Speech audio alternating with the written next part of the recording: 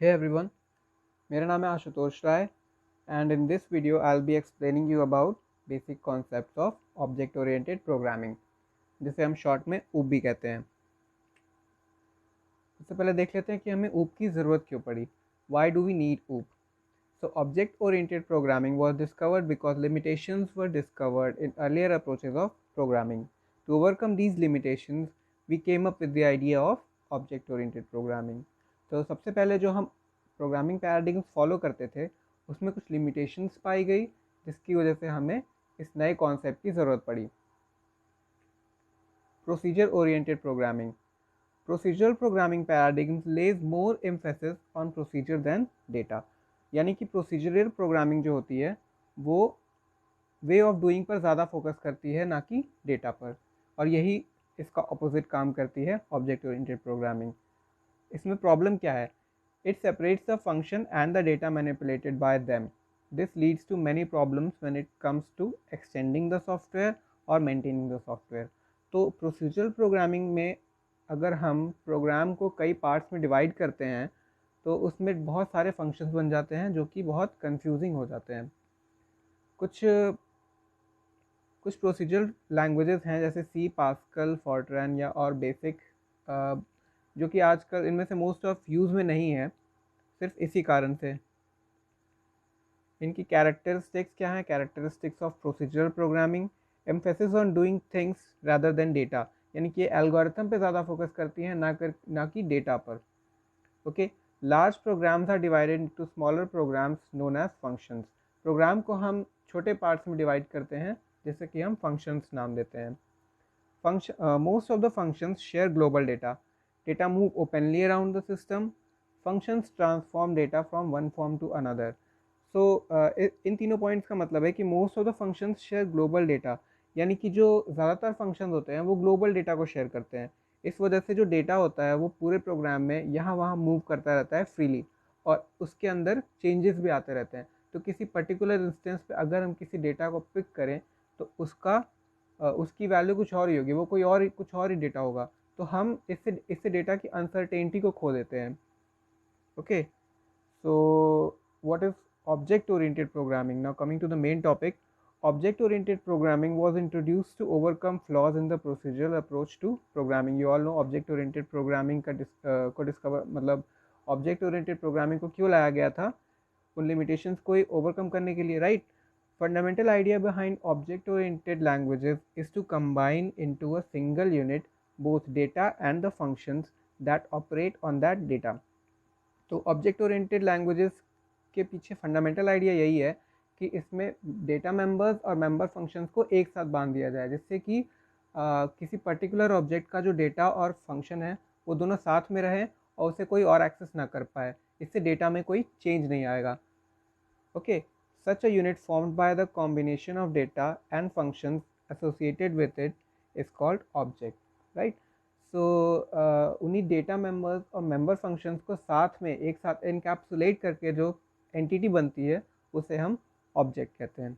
Okay, characteristics of object oriented programming देख लेते हैं। Emphasis on data rather than procedure, यानी कि ये डेटा पे एम्फेसिस करती है ना कि प्रोसीजर पे।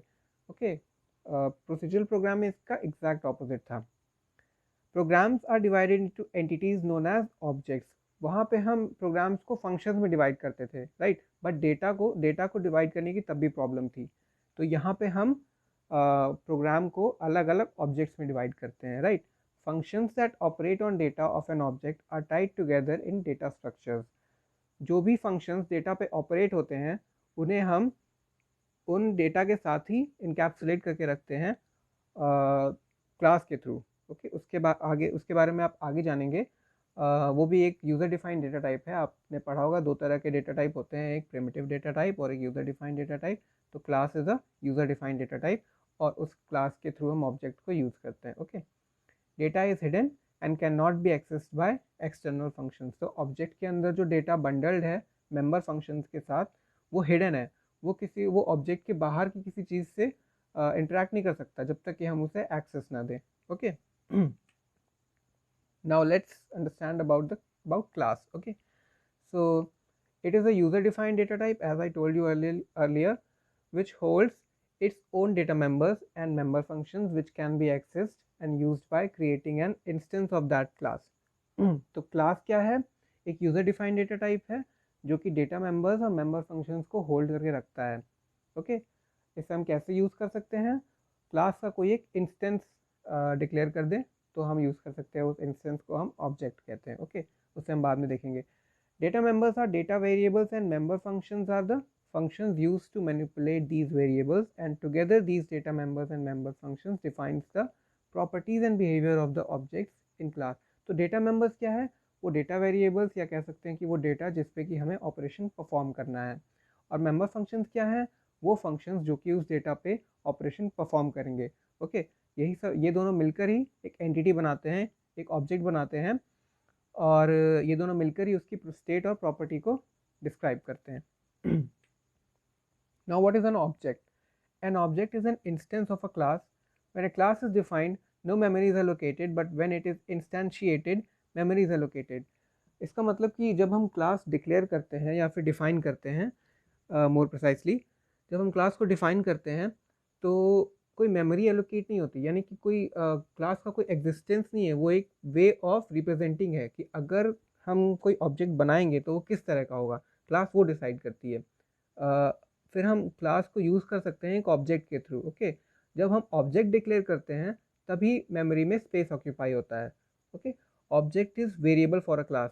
ऑब्जेक्ट को हम एक वेरिएबल की तरह देख सकते हैं. मैंने बताया था कि class is a user defined data type. Okay, तो जैसे इंट, फ्लोट, कैर, ये सब एक डेटा टाइप है, इनका हम वेरिएबल डिक्लेयर करते हैं. वैसे ही क्लास भी एक डेटा टाइप है और क्लास का हम एक वेरिएबल डिक्लेयर करेंगे. Okay, object consist of state and behaviour, where state means data and behaviour means functionality. Object क्या, दो चीज़ों से मिलकर बनता है. Okay, state and behaviour, where state means data and behaviour means functionality.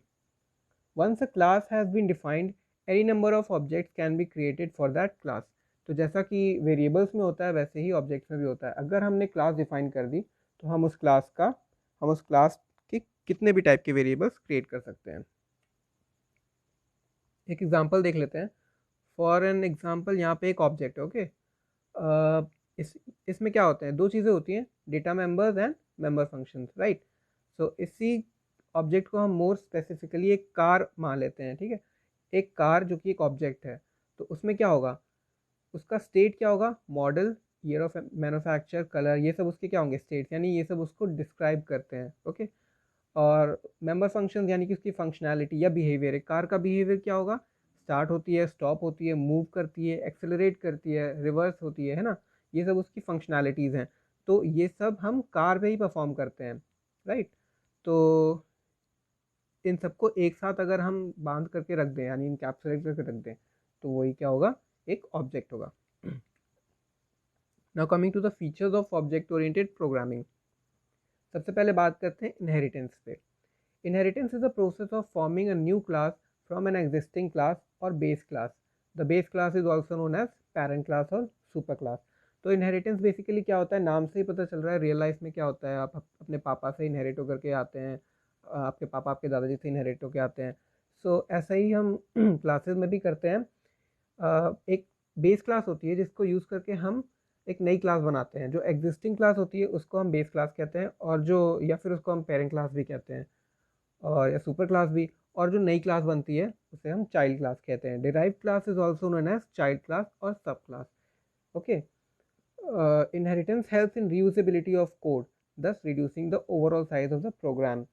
Inheritance कैसे help करता है, वो हमें कोड को रीयूज़ करने का मौका देता है, जो कि हमें सी प्रोग्रामिंग जैसे जो कि एक नॉन ऑब्जेक्ट ओरिएंटेड प्रोग्रामिंग है वो नहीं देती है, राइट. कैसे देती है, हमने एक ऑब्जेक्ट बनाया, मान लीजिए कार टाइप का. अब हमें एक नया ऑब्जेक्ट बनाना है, Wagon R. Okay, so Wagon R भी एक टाइप की कार है, बट हमें उसके लिए नया ऑब्जेक्ट नहीं बनाना पड़ेगा. हम पुराने क्लास से ही उसकी प्रॉपर्टीज़ ना हो, तो थोड़ी प्रॉपर्टीज़ हम इनहेरिट कर लेंगे और अपनी कुछ नई प्रॉपर्टीज़ भी उसमें इंक्लूड कर देंगे. तो हमें उतनी मेहनत नहीं लगेगी जितने कि हमें एक नई क्लास बनाने में लगेगी, राइट. एक एग्जांपल देखते हैं यहाँ पे, प्रैक्टिकल एग्जांपल. एक शेप नाम की क्लास है. ओके, ट्राइंगल भी एक शेप है, राइट ट्रायंगल भी एक शेप है, क्वाड्रिलेटरल भी एक शेप है, रेक्टेंगल भी एक शेप है, स्क्वायर भी एक शेप है, राइट। तो शेप के अंदर में ही अंडर ही आते हैं ये सब, right. Triangle is a kind of shape, right. तो ट्रायंगल और क्वाड्रिलेटरल भी एक शेप है, बट ये दोनों किसी तरीके से सिमिलर नहीं है। ये अपनी भी कुछ प्रॉपर्टीज शो करते हैं और शेप की भी कुछ प्रॉपर्टी है इनके पास। तो हम इसके लिए एक नई क्लास ना डिफाइन करके इसी से एक दूसरी क्लास इनहेरिट कर लें, तो हम कोड को रीयूज कर सकते हैं, राइट। सिमिलरली इन सब के लिए भी सेम एप्लीकेबल होगा। Now coming to data abstraction, it refers to the fact of representing only essential features without including the background details। यानी कि हम यूज़र को सिर्फ वही शो करें जो कि उसके लिए नेसेसरी हो, हम अननेसेसरी डिटेल्स उसको ना दिखाएं। जैसे कि एक प्रैक्टिकल एग्जांपल लें, तो जब हम ड्राइव करते हैं तो हमें काम होता है सिर्फ accelerator, clutch and brake control से, right, and of course steering wheel. हमें ब्रेक मैकेनिज़्म या फिर इंजन में क्या हो रहा है इससे हमें कोई फ़र्क नहीं पड़ता, हमें सिर्फ ड्राइविंग करनी रहती है। तो वो जो डेटा हमसे छुपा हुआ है वो ही होता है डेटा एब्स्ट्रैक्शन, ओके। वो एब्स्ट्रैक्ट डेटा होता है हमारे लिए, राइट। सो सी प्लस प्लस भी हमें कुछ ऐसे फीचर्स प्रोवाइड करता है। अब देखते हैं data encapsulation. It means wrapping up of data and associated functions into one single unit called class. इसका मतलब यही है कि हम डेटा और उससे जो फंक्शंस जुड़े हुए हैं उनको हम एक ही यूनिट में रैप करके रख दें, जिसे हम क्लास का नाम देते हैं, right. A class groups its members into 3 sections, public, private and protected, where private and protected members remain hidden from outside world and thereby implementing data hiding। एक क्लास में 3 सेक्शंस होते हैं, पब्लिक, प्राइवेट एंड प्रोटेक्टेड।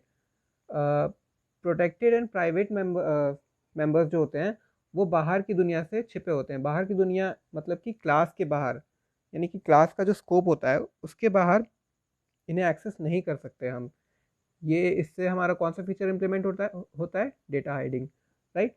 इसके बाद इन तीनों के बारे में, इन तीनों को हम एक्सेस स्पेसिफायर्स कहते हैं। इन तीनों के बारे में हम फर्दर टॉपिक डिस्कस करेंगे इस टॉपिक को बाद में नेक्स्ट वीडियोस में, ओके। एक एग्जांपल देखते हैं। मान लीजिए एक मेंबर्स नाम का एक ऑब्जेक्ट है, ओके। हम देखते हैं कि डेटा इनकैप्सुलेशन और डेटा हाइडिंग कैसे इंप्लीमेंट हो रही है यहाँ पे। तो एक मेंबर्स नाम का एक ऑब्जेक्ट है जिसमें कि प्राइवेट में नेम है एंड मार्क्स है। ये क्या है? डेटा है, या कह सकते हैं वेरिएबल है। और पब्लिक सेक्शन में क्या है? शो। तो शो नेम और मार्क्स को एक्सेस कर सकता है उनके प्राइवेट होने के बावजूद, क्योंकि ये इस क्लास का ही मेंबर है। बट इस क्लास के बाहर की कोई भी चीज़, या मान लेते हैं यहाँ पर एक प्रिंट फंक्शन होता, तो वो इन्हें एक्सेस नहीं कर सकता था क्योंकि ये प्राइवेट में है, बट वो शो को एक्सेस कर सकता था, ओके। तो यहाँ पे ये इम्प्लीमेंट हो रहा है डेटा हाइडिंग। और ये सब डेटा मेंबर्स और ये मेंबर फंक्शन, ये मेंबर्स क्लास का पार्ट है, राइट। तो यहाँ पे डेटा इनकैप्सुलेशन इम्प्लीमेंट हो रहा है। मॉडुलैरिटी देख लेते हैं। The act of partitioning a complex program into simple fragments called modules is called modularity. So बड़े बड़े कॉम्प्लेक्स प्रोग्राम्स को हम छोटे छोटे पार्ट्स में डिवाइड करते हैं, सिंपल पार्ट्स में, उसे हम मॉडुलैरिटी कहते हैं। ये कैसे बेनिफिशियल होता है? मान लीजिए हमारे कोड में कोई दिक्कत आ गई, तो हम स्पेसिफिकली देख सकते हैं कि ये प्रॉब्लम कहाँ पे आ रही है, ओके। तो हम उसी सेक्शन को जाकर के एडिट करें जिससे हमारा पूरा कोड अफेक्ट नहीं होगा, वरना हमें पूरा कोड फिर से चेंज करना पड़ेगा, तो वो एक बहुत हेक्टिक वर्क हो जाएगा, right. So it reduces the complexity to some degree. ये प्रोग्राम की कॉम्प्लेक्सिटी कुछ हद तक रिड्यूस कर देता है। It creates a number of well defined boundaries within the program, okay. Now polymorphism. Poly means many and morph means form. So polymorphism means one name multiple forms. Poly आप समझ गए होंगे। poly means, poly का मतलब होता है कि many, morphs का means form। यानी कि polymorphism का क्या मतलब हुआ? one name but having multiple forms, okay। It is the ability for a message or data to be processed in more than one form। यानी कि ये किसी भी मैसेज या फिर डेटा की वो एबिलिटी है जिससे कि ये एक फॉर्म में नहीं कई फॉर्म में प्रोसेस किया जा सकता है, राइट। इसके बारे में भी हम बाद में और डिटेल में डिस्कस करेंगे, जब एग्जांपल देखेंगे वहाँ पे आपको ये और अच्छे से समझ में आएगा। C++ implements polymorphism through function overloading, operator overloading and virtual functions, जिसमें से कि फंक्शन ओवरलोडिंग ही CBSE बोर्ड के सिलेबस में है। जो कि काफ़ी आपको ये पॉलीमॉर्फिज्म का कॉन्सेप्ट समझाने के लिए आप अच्छे से समझ जाएंगे फंक्शन ओवरलोडिंग, और बहुत इंपॉर्टेंट चीज़ है ये, बहुत अच्छी चीज़ है। एक एग्जांपल देख लेते हैं। शेप एक ऑब्जेक्ट है, राइट, जिसमें कि एक मेंबर फंक्शन डिफाइंड है एरिया। ट्राइंगल भी एक ऑब्जेक्ट है, सर्कल भी एक ऑब्जेक्ट है, रेक्टेंगल भी एक ऑब्जेक्ट है। अब हम एरिया कॉल करेंगे तो प्रोग्राम कंफ्यूज हो जाएगा कि कौन सी एरिया पे हमें जाना है, राइट। तो देखा जाए तो सबकी एरिया है, बट सबकी एरिया का फॉर्मूला अलग है। तो फॉर्मूला अलग है तो पैरामीटर्स भी अलग होंगे फंक्शन के। तो ये उसके बेसिस पे डिसाइड करेगा कि कौन सा फंक्शन एग्जीक्यूट करना है। आपने कॉल तो एक ही एरिया को किया, एक ही फंक्शन को किया, एरिया को।